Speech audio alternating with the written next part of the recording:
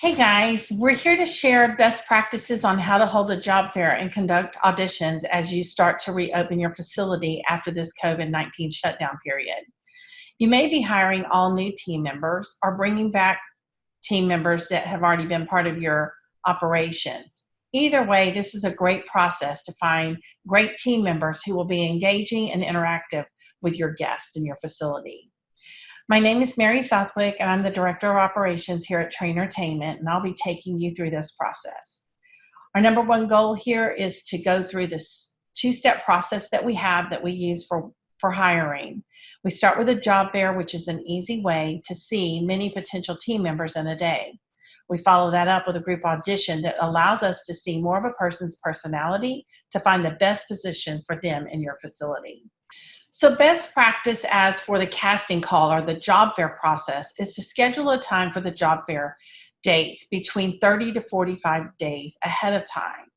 Now we know that some of you will be reopening sooner than that due to this COVID, so that you can open as soon as possible by getting the word out that you're going to be having the job fair to be hiring more team members.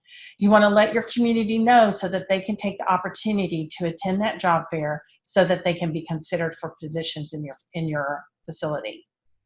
In the best of times, we would hold that job fair 3 weeks before your opening date. Your auditions would be held the following weekend. We generally hold job fairs on Saturdays from 10 to 5 and auditions the next weekend, with 2 sessions being held on Friday and 3 more sessions on Saturday. Each of those sessions are normally 90 minutes long, but with the new social distancing guidelines for the COVID-19, we have decided that we would share with you broken down numbers where we would only bring 12 into a session instead of 25. So our time frame would be more like 60 minutes instead of 90 minutes for an audition session. After you hold your auditions, you will make the final decisions on who you'd be bringing back for hiring. You'd then have a week or 2 weeks before your opening date to get all that paperwork completed with your onboarding papers and any orientation trainings that you may have to get your new team in place. We have all these steps detailed in our Building Great Teams manual that's also available for purchase on our website. So let's get to it. You want to get the word out about your upcoming job fair. So you can post an advertisement on your website with information about dates and times. You can also do something as simple as a flyer like we've shown here to get that out into different areas of your community. We'd also tell you that you could utilize online job boards, all of your social media outlets such as Facebook and Instagram, anything that the kids are using nowadays, Snapchat. You can contact your local newspaper, not only for a help wanted ad, but you could also see, especially if you're a brand new facility, if you weren't able to open your doors on time and were pushed back due to this COVID, you definitely want to contact your newspaper and see if they just want to do a coverage of a brand new opening, a grand opening, if you will. So during this time of COVID, we understand that your schools are really not in session at this time, but don't discount the fact that you could contact the counselors or maybe the vocational teachers at your local high schools and give them the information about the opportunity for their students to come by and try to find a position at your facility. They may be able to push out information via emails or post something on their websites for you. So even though they may not be open during this time, I would definitely do a reach out and take advantage of trying to find somebody that might be able to help me get the information out to their students. There's also Indeed, local newspapers and news stations. Sometimes in smaller markets will do PSAs or public service announcements for you at no charge. And last but not least, we know this one works, a banner on your building. Put a banner on your building that's now hiring gives them the information about your website. You can date it if you'd like to let them know exactly the date that you're holding your job fair. But this is an easy way for them to get for you to get the word out and for them to see exactly where your location is. We know that this works because we ask that question, how did you hear about our job fair, on some of our paperwork that we use. So this is kind of what the job fair will look like. You could kind of compare it to a casting call. So you set up a couple of tables spaced out nicely and make it where you can sit safely across from somebody. You can see this picture here. They might be able to turn that table long ways and give them a little more space there, but definitely it's just, it's pretty easy, just a table and 2 chairs so that you can have some interaction with another person. So it's really just about a 2-3 minute experience that you're going to have with this applicant. The objective is to scan through the group, picking out the best candidates for the auditions. We want to get them qualified to ask them to come back. We're going to be rating them in 5 areas and asking them 2 questions and then just getting them on their way. In the auditions, you'll get to have more time with them and learn more about them. So again, like I said, the setup would look something like this, paying attention to the social distancing. I also would say that I would not penalize anyone if they come in, with a mask. It might be that they're just trying to be respectful of others and or respectful of the requirements that have been put out by state officials. So, like I said, it's quick, it's 2 or 3 minutes, it's first impression. It's really about weeding out the hard nose that you would not want to invite back to the auditions. So let me show you the tools that you will use during this process. The first thing that we use is something that we call a job fair card. So this is the front side of the card. And we really start by just having a conversation and introducing ourselves to each other. We say something like this. Hi, I'm Mary. Thank you so much for coming out to the #1 Family Funds Job Fair. First thing, please look at these times on this card and if you make it past this round of the hiring process, we'll be inviting you back to one of these audition sessions. Please mark all the times that you would be available and fill in your information here. Then hand the card over to the candidate and let them fill that information out for you. Then you can continue on with the interview. So flip that card over, and on the back, you're going to see you've got our rating system there with our questions. So then it's going to go like this. I have just a couple more questions for you. First, we'll get back with you around 48 hours if you make it into the next round. So, second, here's the questions. If you were a movie star, who would you want to be and why? You want to listen to their response and jot down their notes in this section. There's 6 different questions that you could have chosen from, and then you're going to rate them on a scale from 1 to 5 on how they answer. It's really just how they engaged with you. The second one, everyone gets. The final question is, why should we invite you back to the audition next week? What are you going to be bringing to the #1 Family Fun Center? Make a note again on the card for their answer. In the end, say, do you have any questions? Thank you so much. Have a great day, and we're very happy that you came by. And then just let them go on out. As you're talking to the applicant, I'm hoping that you're kind of taking some mental notes about their smile, their eye contact, their confidence level, and how they're dressed. We have handshake on here, but in this day and time, you may have to rearrange handshake. Maybe it's just a virtual handshake. We'll get back to handshaking soon enough, and I'm ready for that. Again, we're really looking for people who have good hygiene, an inviting smile, who can engage in conversation with us. They can engage in conversation with us. We feel like they can engage in conversation with your guest. Again, it's really a first impression.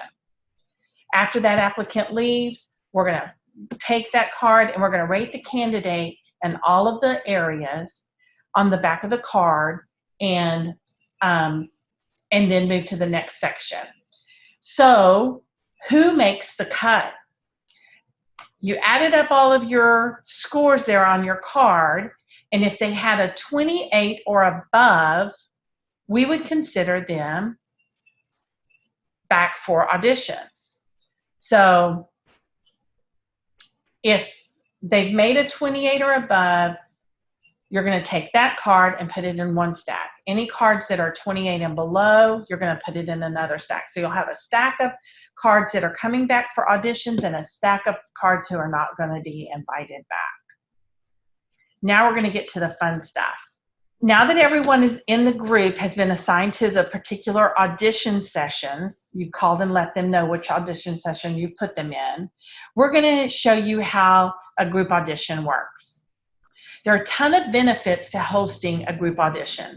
Many times people tell you that they're great workers and then they start a job and it turns out that they are a big disappointment to you. So they say all the right things in the interview, and then when you get them on the job, they just can't quite pull it off.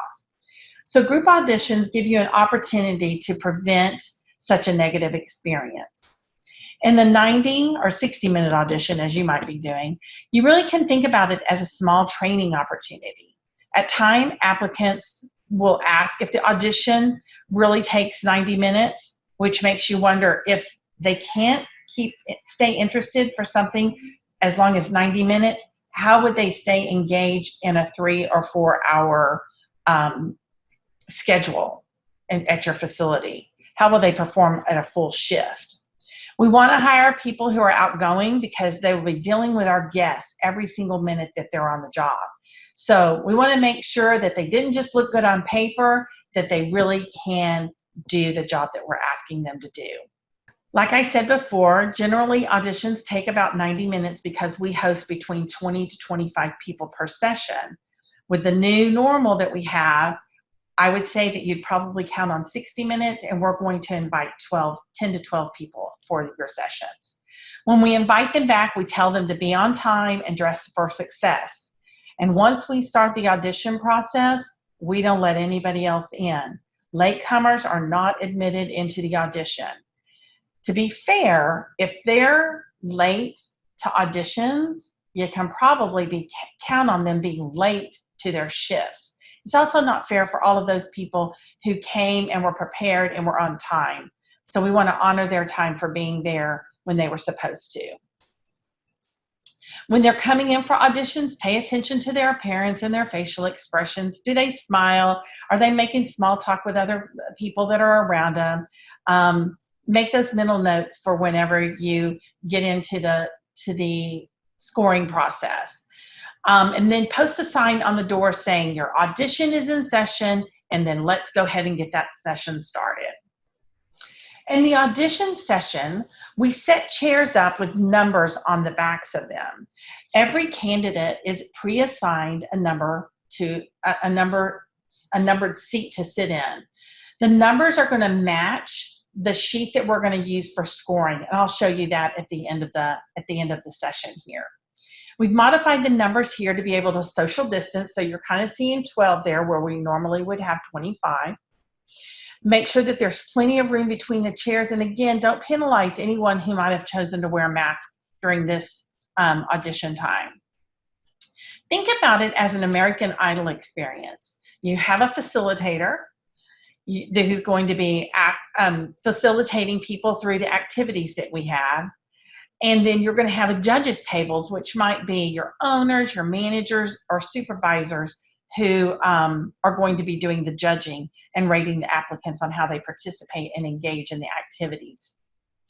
So it's a simple setup. You need to make sure that you have enough space for some social distancing. Your facilitator has space to move around, and your judges table or separated tables, maybe in this case, so that they would have space to write down their scores. During the group auditions, we want to monitor how the candidates interact with each other. You will see that they will start friendships during this process. It's so fun. They really begin at this time of the process to feel like a team, being part of a team. So we think of this as a mini team building piece. they really start to gel. We facilitate them through 6 activities, and I'm going to show you what those activities are. So the first activity is the idle moment. We have them introduce themselves, and we tell them that they can tell us anything about themselves as long as it's not immoral or illegal. You need to make themselves, want to make themselves memorable to the judges, and it's kind of like their 15 seconds of fame. They do this really right there from the area that they're seated in. The next activity is creativity exercises. This one's a lot of fun. We have an envelope that we carry in that has 25 to 30 different slips of paper in it with different things to do. So they stick their hand in, draw out an activity. Could be something like say the ABCs backwards, or sing your favorite song, or whistle a tune and have the group whistle along with you, or play patty cake with the person next to you. It's just fun things to see how creative people can do, and if they'll go ahead and have fun with the process. The next activity we do has to do with core values. If you don't have core values set up for your building, now's a perfect time to take advantage of having a little bit of downtime and thinking those through. We use the core values. It's an opportunity for you to tell them what expectations are and how, the values that you have for your building and for your business, right? So how we use core values is we share with the applicants what your core values are. We talk about the importance of them and how we live and breathe them within the walls of your facility. And then we split them into groups. We assign each group a core value, and then we give them the opportunity to think about what that core value looks like and doesn't look like in the day of working a shift in your facility. This is a great opportunity to kind of have them think things through and see how they interpret your core values. See if you're on the same page with them. They're rated on how they interact and engage with each other, and engage and interact with the audience as well. The next activity is called the hand dance. This is another fun one. The facilitator starts out with their favorite hand move or hand dance move, and then they go around the group, and each member has to add to the hand dance moves, right? So the person at the very end of the line ends up having to remember every single hand dance move that everyone has given before him. This one's a lot of fun, and there's lots of personalities that shine during this process. You're going to see helpers in this group, and you're also going to see people who might just be sitting back and saying, this is above me. Make sure that you're making note of that when you're rating these people. So if they're not really participating well, if they do their move and then there's nothing else given to the group, definitely they're not going to be a 5-star rating there. The human knot is the next activity. This is one that I would say is not really COVID friendly. It's a great activity. It's one of my favorites, but due to the recommendations about social distancing, I'm going to give you the information, but it may not be one that you can use at this time. If it's not one that you can use at the time that you're doing job fairs and auditions, just think of another team building activity that may have some more spatial distancing in it. With the human knot, we break people into groups of 8 to 10, and we have them get into a circle. They all reach in, grab each other's hands, they get all tangled up, and then they have to figure out how to get back untangled into the original circle that they started with. When they go through this process, it's cool because you can see a lot of leadership come up. You'll see somebody kind of take the reins and tell people, give direction. They kind of can see it, unraveling. You also see how people communicate and interact with each other. If somebody is not really a team player, it might come out because they kind of will sabotage anybody being able to untangle in a timely manner. So this is a great opportunity to look for those characteristics Give them the instructions and then let them try to untangle. Or if you need to make a different choice for another team building activity, just plug one in here, and then you would rate them on a scale from 1 to 5 on how they maneuvered through it.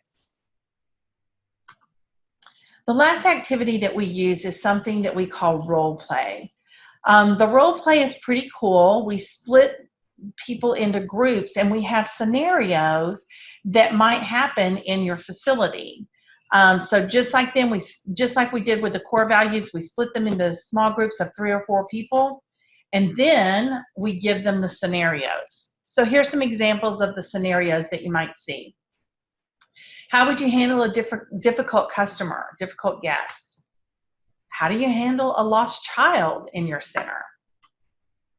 How would you handle conflict with a manager or another team member?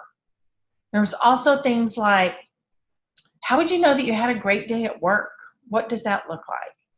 How would you handle that mad mom at a birthday party? Or maybe nowadays, how would you handle a guest that doesn't want to abide by the social distancing requirements that are mandated? All of those things, we put it together, we give them a scenario, we let them work as a group to kind of put a skit together, and then they role play it out and play it out for the judges and the other members of the audition group there. After they've done their skits, you tell them that this wraps up of our auditions. That's it. You've completed them. You thank them for coming, and then you give the auditionees their audition follow-up cards and ask them to write down their feedback. So there's 2 questions on this card. Why should we hire you instead of the person sitting next to you? And what does it take to make you happy in your job? I love that question because they're telling you exactly what their needs are. If they need open communication, if they need a structured schedule, all of those things would be good information for you to have about that team member. And then you provide the candidates with the next steps of what's going to happen for the number 1 Family Fun Center to get people hired. So you need to let them know if you're hired that you would be in contact with them within the next 48 hours for further directions. If they're not selected at this time, encourage them to attend another audition time. Maybe it just wasn't the right time for them to shine at this time. Or maybe there were just too many people, too many choices. You had too much cream of the crop and you only had so many positions to fill. Another great opportunity is to include some kind of a bounce back coupon for the people who attended. If they get hired, remind them that they can pass that along and share it with someone else because they may already be getting some kind of a discount for being a team member. And then ask if they have any questions and answer them. That's it. You've made it through the job fair and the audition process. Now, let me show you the tools that you would have used for the scoring. Like I said, your audition was either a 60 or 90-minute process, depending on if you did the COVID edition or not, and you had more than 12 people in your group. So we have the group auditions notes chart here, and this is where your judges give their score. They should be rating each applicant on each activity that is presented in front of them. So if you only had 5 activities, say you couldn't come up with a team building activity to take the place of the human knot, then you could just mark that row off and you would only have a final score of 25 instead of 30. So that you'd rate each activity and then total them up for your averages on the side. Now, if you have more than 1 or 2 judges, you're going to take the average of the judges' scores, and that's it. If they score above a 24, then they made the cut. You would want to invite them back for hiring. So for the auditions, we would take that minimum score of 24, which was 80% of the original 30 points that we had scored. So if you had to drop any activities, You just need to adjust your minimum score accordingly. Okay? We hope that this helps you to hire a great new team for your facility or add to the already great team that you have. If you're adding to your team, we recommend that you take your veteran team members and the new potential team members and put them into audition sessions together. That way they'll start to feel that team camaraderie building and have had that same experience for the hiring process. Remember, it is a team building experience where you can talk about your possible new core values and have those many training opportunities as well.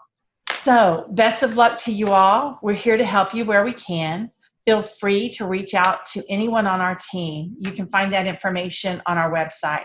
You can also find information on how to order Building Great Teams on our website as well.